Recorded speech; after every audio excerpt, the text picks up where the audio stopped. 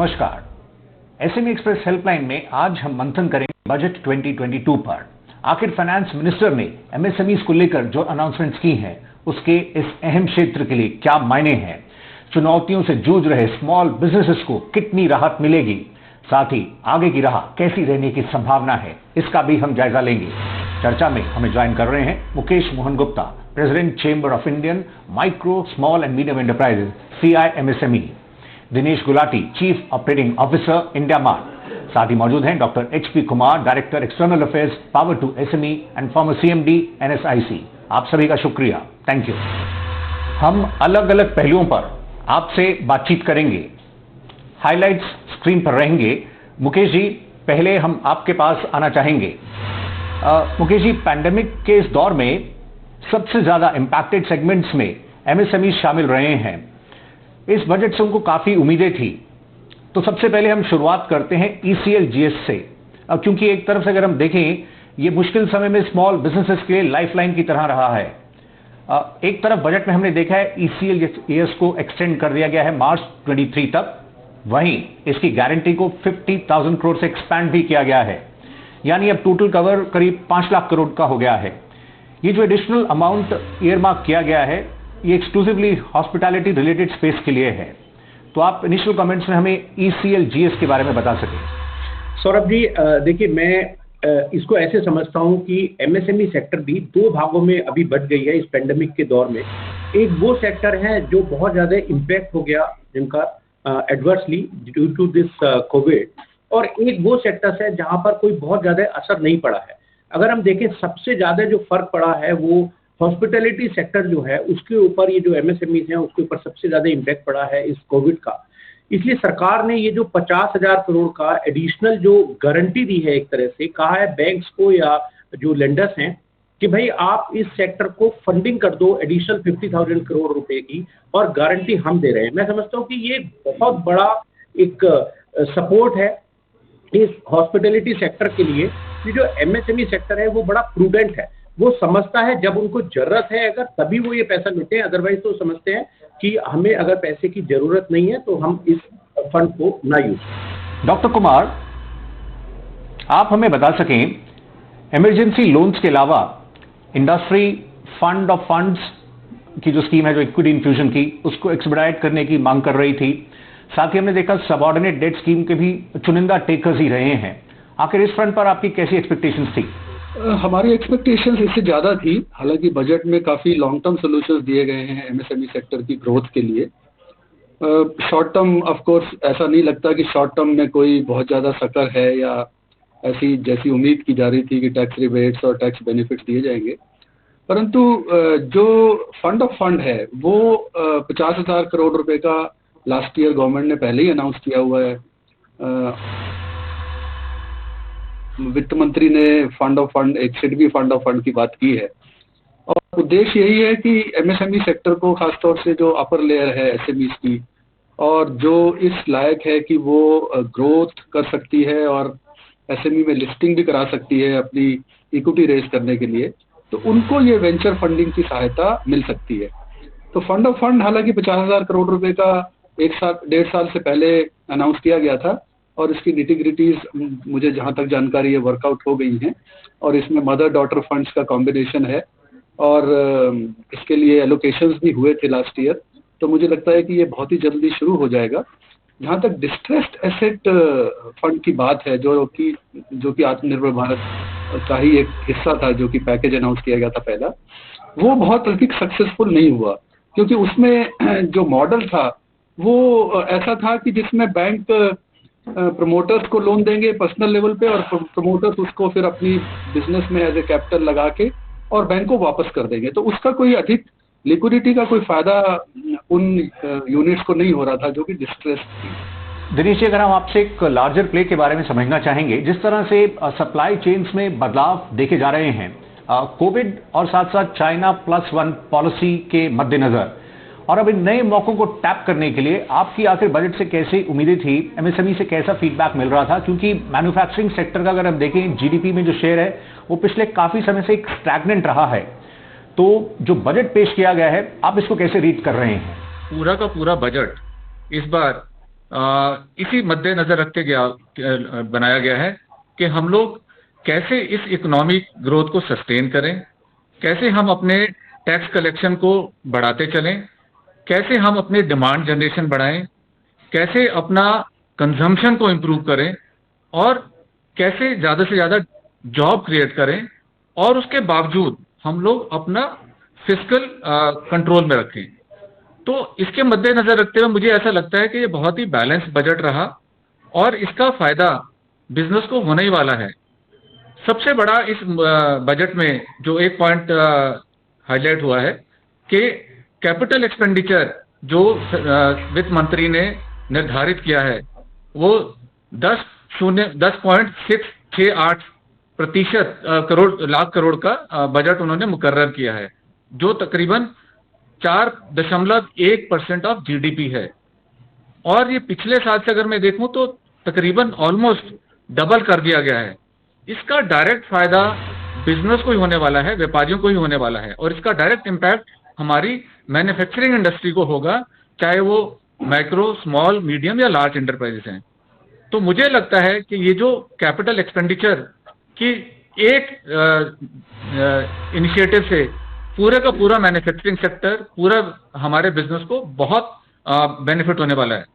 दूसरा, जो defence sector में 68% का हम लोगों ने वित्त मंत्री ने निर्धारित किया कि प्रोक्योरमेंट डोमेस्टिक सप्लायर से होगी और आप सबको मालूम है, हम सबको मालूम है, डिफेंस सेक्टर में सबसे ज्यादा सरकार का खर्चा होता है पूरे साल में। तो अगर 68% वहां की प्रोक्योरमेंट हमारे डोमेस्टिक व्यापारी से होगी, डोमेस्टिक मैन्युफैक्चर से होगी, उसका भी गेन पूरा का पूरा हमारे लोकल बिजनेस को ही मिलेगा। मुकेश जी, अब आपके पास लौट के आना चाहेंगे। मुकेश जी, आप एमएसएमई के जहां तक बजट एलोकेशन की बात है उसको आप उस पर क्या कहना चाहेंगे? क्योंकि लास्ट ईयर हमने देखा था इसको डबल किया गया था, लेकिन ग्राउंड पर एमएसएमईज का फीडबैक कुछ इस तरह था कि वो कई ऐसी स्कीम्स हैं जिनको वो उसके बेनिफिट को प्रॉपर्ली अवेल नहीं कर पा रहे, जैसे credit linked capital subsidy scheme या टेक्नोलॉजी अपग्रेडेशन स्कीम। तो आप बजट एलोकेशन पर एग्जैक्टली क्या शेयर करना चाहेंगे? इस स्कीम में कुछ अमेंडमेंट की बात हो रही है मिनिस्ट्री के लेवल पर, और ये जो टेक्नोलॉजी अपग्रेडेशन के लिए credit link capital subsidy scheme है, बहुत इंपॉर्टेंट स्कीम थी, लेकिन शायद इसमें कुछ अमेंडमेंट हो रहे हैं और उसके बाद शायद ये दोबारा आएगी।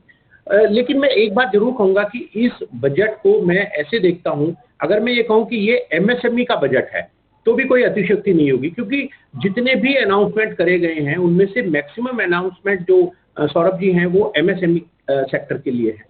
एमएसएमई सेक्टर की एक खास डिमांड रहती है कि भाई हमें कोलेटरल फ्री लोन मिले।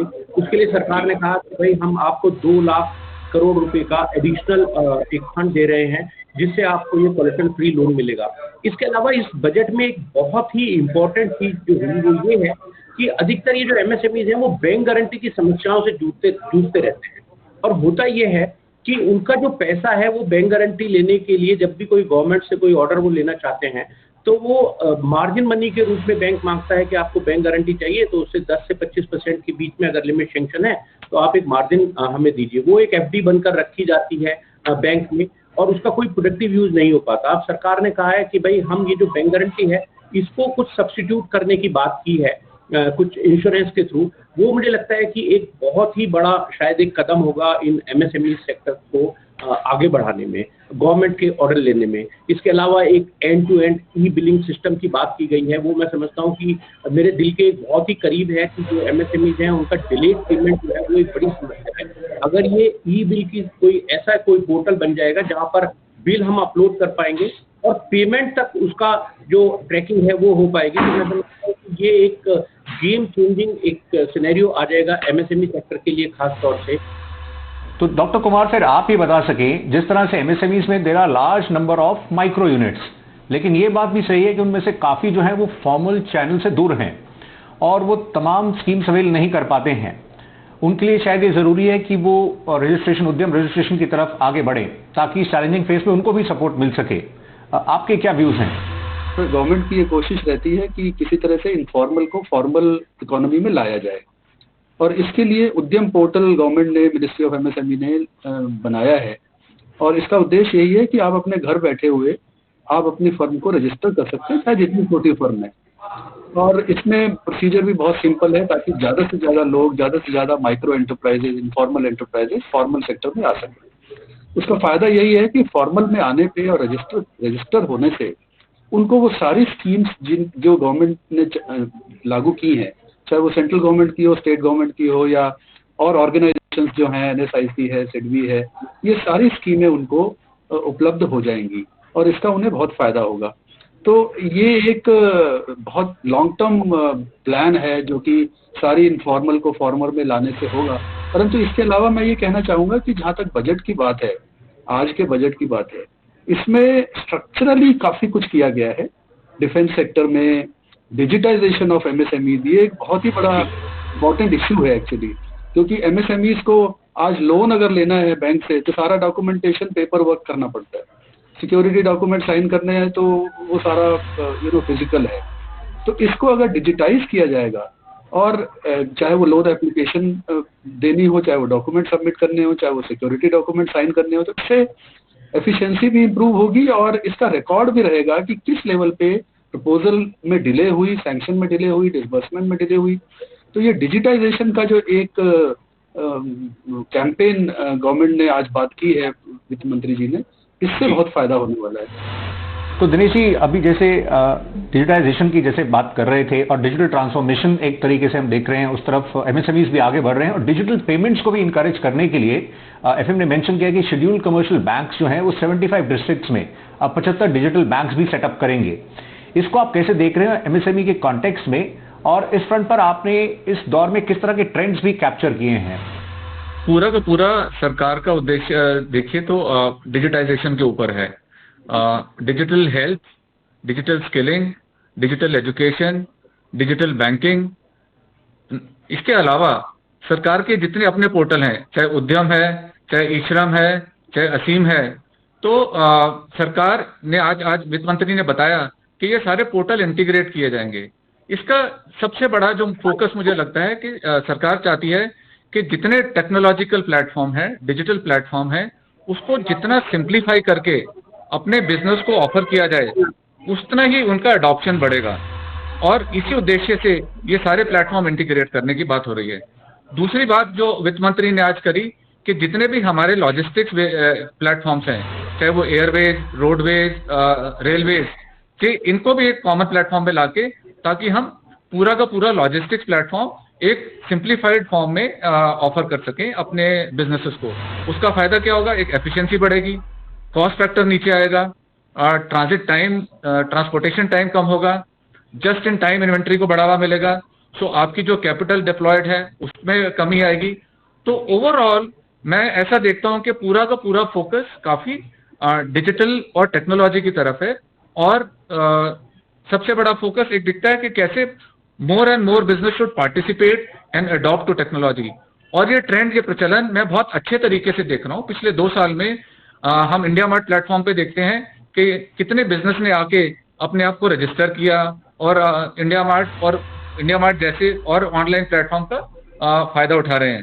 तो ये खाली सिर्फ आज के माहौल में नहीं, बल्कि पिछले 2 साल से ऐसा प्रचलन बहुत देखने में आ रहा है। SME एक्सप्रेस हेल्पलाइन में फिलहाल वक्त ब्रेक का है, हम जल्द ही हाजिर होंगे।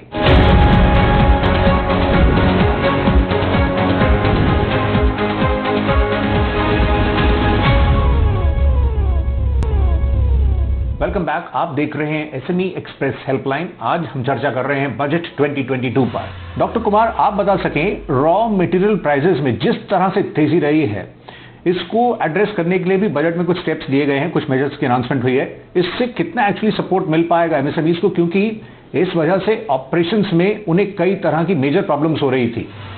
तो बजट में इसको टच तो किया गया। एक्चुअली स्क्रैप के ऊपर जो ड्यूटी है उसको कंटिन्यू करने की बात की गई, और कुछ प्रोडक्ट्स जो स्टील प्रोडक्ट्स थे उनके ऊपर ड्यूटी कम करने की बात की गई है। परंतु ओवरऑल जो स्टील प्राइसेस या अन्य रॉ मटेरियल में प्राइसेस पिछले दिनों बढ़े हैं 50 से 60%, इवन कई प्रोडक्ट्स में रॉ मटेरियल में और अधिक बढ़े हैं। उनमें हमारी उम्मीद थी कि कस्टम ड्यूटीज में कुछ कमी की जाएगी। वो अभी आज तो नहीं अनाउंस की गई है, हो सकता है डिस्कशन के बाद उसमें कुछ सुधार किया जाए, क्योंकि रॉ मटेरियल प्राइसेस में थोड़ा रैशनलाइज करना आत्मनिर्भर भारत के अभियान के लिए भी बहुत ज़रूरी है और इंटरनेशनल कॉम्पिटिटिवनेस के लिए भी बहुत ज़रूरी है। तो इंडस्ट्री को एक्चुअली इससे थोड़ी दिक्कत हुई है और उनकी जो कॉम्पिटिटिव स्ट्रेंथ थी उसमें कमी आई है।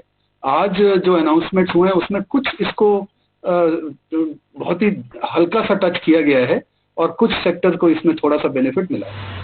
मुकेश जी, आपके पास अब हम आना चाहेंगे।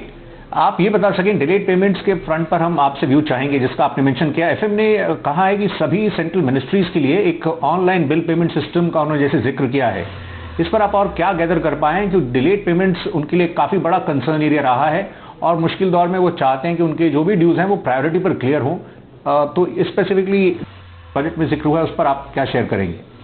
एमएसएमईज के लिए खास तौर पे ये जो डिलेड पेमेंट की समस्या है, शायद मुझे ऐसा लगता है कि सबसे बड़ी समस्या है, क्योंकि हम अधिकतर बात करते हैं कि बैंक फाइनेंस, जैसे कुमार साहब ने भी कहा कि भाई फंडिंग एक रिक्वायरमेंट है, लेकिन मैं ऐसे समझता हूं कि अगर इन एमएसएमईज को समय से अपने जो माल जो उन्होंने बेचा है या जो सर्विस दी है, अगर उसको समय से उनको पैसा मिल जाए तो शायद उनको बार बार बैंक के पीछे दौड़ने भागने की जरूरत भी नहीं होती। Micro small and medium enterprises development act जो 2006 में बना था, प्रोविजन था, उसमें प्रोविजन ये है कि भाई आप या तो माइक्रो एंड स्मॉल एंटरप्राइजेज का जो भी पेमेंट है वो 45 डेज के अंदर दे दीजिए, अदरवाइज तो आपको 3 टाइम्स ऑफ बैंक रेट जो रिजर्व बैंक ऑफ इंडिया का होता है वो आपको इंटरेस्ट देना पड़ेगा।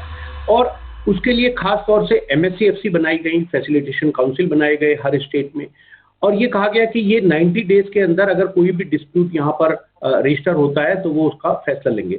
लेकिन इसका इम्प्लीमेंटेशन मैं ये कहूँगा कि शायद बिल्कुल बहुत ही पुअर तरीके से हो रहा है। वो जो डिटेल्स हैं वो मिल नहीं पाती हैं कि कौन ऐसे डिफॉल्टर्स हैं, ताकि ये जो एमएसएमईज हैं अगर कोई अपना बिजनेस करना चाहते हैं तो वो देख पाएं कि भाई कौन कौन से ऐसे बायर हैं, बड़े लार्ज कॉर्पोरेट्स हैं या दूसरे एमएसएमईज भी हैं जो समय से पेमेंट नहीं करते। नरेंद्र मोदी जी ने कहा था एक मीटिंग में कि जो चैम्बर्स हैं उनको आगे आना चाहिए और उनको मदद करनी चाहिए इन एमएसएमईज की, ताकि समय से पेमेंट मिल जाए लार्ज कॉर्पोरेट से। तो हमने उसी दिशा में एक वेबसाइट डेवलप की है जिसका नाम है nodefaulters.com, और वहां पर हम ये कह रहे हैं कि हमारा विजन ये है कि हम ये चाहते हैं कि कोई कमर्शियल डिस्प्यूट्स ना हो बायर सेलर में। अगर आपने पैसा देना है इन एमएसएमईज का तो समय से उनको दीजिएगा। ये कई बार अगर आप देखेंगे पिछले 4-5 महीने में या 6 महीने में ऑनरेबल फाइनेंस मिनिस्टर ने भी ये कहा है कि जो गवर्नमेंट डिपार्टमेंट्स हैं उनका हम इंश्योर करेंगे कि टाइमली पेमेंट कर दें एमएसएमईज का। जो हमारे पहले एमएसएमई मिनिस्टर गडकरी जी थे, उन्होंने भी कई बार ये कहा है कि गवर्नमेंट के पास भी बहुत सारा पैसा अटका पड़ा है इन एमएसएमईज का। तो मैं ये समझता हूँ कि ये जो एंड टू एंड जो एक बात हुई है ई बिल सिस्टम का, ये शायद एक इम्पोर्टेंट एक रोल प्ले कर सकता है। हम डिस्कशन के एंड में आ गए हैं। चलते हुए दिनेश जी, आपसे हम एक और पर्सपेक्टिव चेक करना चाहेंगे। पीएलआई स्कीम, जैसे बजट में मेंशन हुआ 14 सेक्टर्स पर इसमें फोकस किया जा रहा है, लेकिन एमएसएमईज का ये मानना रहा कि उन्हें भी इसके साथ कनेक्ट किया जाए और वो ये भी चाहते हैं कि इसमें उनके लिए भी बेनिफिट्स हों। तो आप कैसे देखते हैं, क्योंकि एक काफ़ी इंपॉर्टेंट इनिशिएटिव है पीएलआई के फ्रंट पर जो डेवलपमेंट्स हैं? अभी तक पीएलआई स्कीम का बहुत ही फायदा हुआ है हमारी पूरी मैन्युफैक्चरिंग इंडस्ट्री को। देखा जाए तो 13 से 14 इंडस्ट्री इंक्लूड करी गई हैं और तकरीबन अभी तक जहां तक मेरी नॉलेज में 30 लाख करोड़ का कमिटमेंट है to increase the overall production across industries. तो और मैं एक बहुत हेल्दी कंपटीशन देखता हूं और मुझे ऐसा लगता है कि ये पीएलआई स्कीम अभी पिछले साल ही इंट्रोड्यूस हुई थी और आने वाले समय में एमएसएमई जरूर इसमें जुड़ेंगे और इसके लिए हमारी भी दरखास्त रहेगी वित्त मंत्री से, मिनिस्ट्री से, कि उनको इस पे किसी ना किसी जरिए से इंक्लूड किया जाए, डायरेक्टली इंक्लूड किया जाए। आज के समय में इनडायरेक्ट फायदा एमएसएमई को आज भी हो रहा है। जितना मेक इन इंडिया, आत्मनिर्भर भारत, जिसका फायदा पीएलआई के अंतर्गत हुआ है हमारे इंडस्ट्री को यहाँ पर, उसका इनडायरेक्ट बेनिफिट आज भी हमारे एमएसएमईज को मिलता है। मैं देखता हूँ कि उनकी manufacturing capacity in spite of corona के टाइम पे भी मतलब उनका पास ऑर्डर बुक काफी हेल्दी स्टेट में थे और उसका श्रेय मैं दूंगा पीएलआई स्कीम को। डॉक्टर कुमार, फाइनल वर्ड आपसे हम देना चाहेंगे जीएसटी पर। जीएसटी की जहां तक बात है, पेंडेमिक के बावजूद हमने देखा है कि जनवरी में कलेक्शंस 1.38 लाख करोड़ रहे हैं। इंडस्ट्री की मांग रही है कि रेट्स को रैशनलाइज करना चाहिए। हालांकि जीएसटी काउंसिल उस पर फाइनल कॉल लेता है, लेकिन फिर भी आपको इस फ्रंट पर आगे राह कैसे दिख रही है? देखिए, जीएसटी अब स्टेबलाइज हो रहा है और यही इसका रिफ्लेक्शन है जो हाईएस्ट कलेक्शन हुई है लास्ट मंथ में, वित्त मंत्री जी ने जैसे बताया। तो लोगों को अब इसमें स्टेबिलिटी दिखाई दे रही है। केवल कुछ छोटे मोटे हिकअप्स हैं जो एमएसएमई सेक्टर और सप्लायर्स फेस कर रहे हैं, और वो भी गवर्नमेंट के संज्ञान में लाए गए हैं। मुझे लगता है कि वो भी धीरे धीरे उन प्रॉब्लम्स को भी वो रिजॉल्व करके, और जीएसटी एक बहुत ही गेम चेंजर प्रूव हुआ है और इससे इनकी जो बॉटम लाइन है वो इम्प्रूव हुई है actually most of the industries की और बिजनेस एंटरप्राइजेस की। मैं आपके माध्यम से केवल दो मैसेज देना चाहता हूँ फॉर आवर एमएसएमईज। पहली, हम लोग आशा करते थे कि इस बजट के अंतर्गत जो हमारे एमएसएमईज हैं उनका टैक्स है वो थोड़ी पैरिटी आएगी। आज हमारे देश में जो लिमिटेड कंपनी है वो 25% टैक्स देती हैं, प्रोप्राइटरशिप कंपनी 33% टैक्स देती हैं और पार्टनरशिप फर्म 42% टैक्स देती हैं, और तकरीबन 1.25 करोड़ जीएसटी रजिस्टर्ड बिजनेस है हमारे देश में। और ना से कम जो जीएसटी रजिस्टर्ड बिजनेस हैं, क्या वो सारे के सारे 25% टैक्स पे लेके आ सकते हैं? So that's the first message, एक पहला मैसेज जो मैं आपके चैनल के माध्यम से पहुंचाना चाहता हूं। दूसरा है, जो हमारा जीएसटी का बहुत फायदा हुआ है, जीएसटी की फर्दर सिंप्लीफिकेशन के लिए क्या सीजीएसएसटी और एसजीएसटी को कहीं सिंप्लीफाई करके एक ही लेग में कन्वर्ट करें, ताकि एमएसएमई को उसकी कंप्लायंस में, उसको फॉलो करने और उसको भरने में ज़्यादा दिक्कत ना हो। जीएसटी के बहुत फायदे हैं आने वाले समय में, इसको जितना सिंप्लीफाई करेंगे उसका और बेनिफिट मिलेगा। एसएमई एक्सप्रेस हेल्पलाइन में अभी के लिए बस इतना ही। बजट 2022 एमएसएमई के लिए कैसा रहा, इसके तमाम एंगल्स पर हमने फोकस किया। मुकेश जी, दिनेश जी, डॉक्टर कुमार, आप सभी का शुक्रिया। अभी के लिए बस इतना ही। नमस्कार।